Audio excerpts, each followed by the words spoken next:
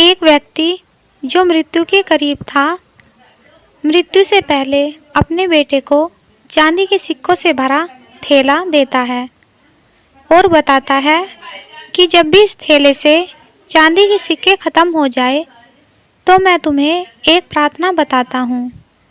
उसे दोहराने से चांदी के सिक्के फिर से भरने लग जाएंगे।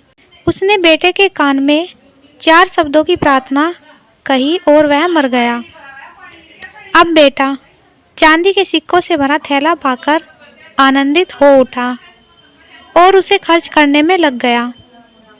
वह थैला इतना बड़ा था कि उसे खर्च करने में कई साल बीत गए। इस बीच वह प्रार्थना भूल गया। जब थैला खत्म होने को आया तब उसे याद आया कि अरे वह 4 शब्दों की प्रार्थना क्या थी। उसने बहुत याद किया, उसे याद ही नहीं आया। अब वह लोगों से पूछने लगा। पहले पड़ोसी से पूछता कि ऐसी कोई प्रार्थना तुम जानते हो क्या जिसमें 4 शब्द हैं। पड़ोसी ने कहा, हाँ, एक 4 शब्दों की प्रार्थना मुझे मालूम है। ईश्वर मेरी मदद करो। उसने सुना और उसे लगा कि ये वे शब्द नहीं थे, कुछ अलग थे। कुछ सुना होता है तो हमें जाना पहचाना सा लगता है। फिर भी उसने वह शब्द बहुत बार दोहराए, लेकिन चांदी के सिक्के नहीं बढ़े, तो वह बहुत दुखी हुआ। फिर एक फादर से मिला। उन्होंने बताया कि ईश्वर तुम महान हो, ये 4 शब्दों की प्रार्थना हो सकती है, मगर इसके दोहराने से भी थैला नहीं भरा। वह एक नेता से मिला। उसने कहा, ईश्वर को वोट दो। यह प्रार्थना भी कारगर साबित नहीं हुई। वह बहुत उदास हुआ। उसने सभी से मिलकर देखा, मगर उसे वह प्रार्थना नहीं मिली जो पिताजी ने बताई थी। वह उदास होकर घर में बैठा हुआ था। तब एक भिखारी उसके दरवाजे पर आया। उसने कहा, सुबह से कुछ नहीं खाया, खाने के लिए कुछ हो तो दो। उस लड़के ने बचा हुआ खाना भिखारी को दे दिया।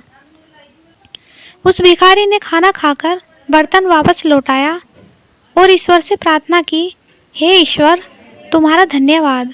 अचानक वह चौंक पड़ा और चिल्लाया कि अरे, यही तो वह 4 शब्द थे। उसने वे शब्द दोहराने शुरू किए, हे ईश्वर, तुम्हारा धन्यवाद। और उसके सिक्के बढ़ते गए। इस तरह उसका पूरा थैला भर गया। इससे समझे कि जब उसने किसी की मदद की तब उसे वह मंत्र फिर से मिल गया, हे ईश्वर, तुम्हारा धन्यवाद। यही उच्च प्रार्थना है, क्योंकि जिस चीज़ के प्रति हम धन्यवाद देते हैं वह चीज़ बढ़ती है। अगर पैसे के लिए धन्यवाद देते हैं तो पैसा बढ़ता है। प्रेम के लिए धन्यवाद देते हैं तो प्रेम बढ़ता है। ईश्वर या गुरुजी के प्रति धन्यवाद के भाव निकालते हैं कि ऐसा ज्ञान सुनने तथा पढ़ने का मौका हमें प्राप्त हुआ है।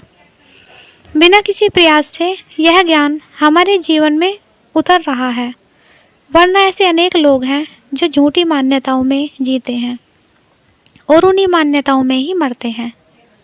मरते वक्त भी उन्हें सत्य का पता नहीं चलता, उसी अंधेरे में जीते हैं और मरते हैं।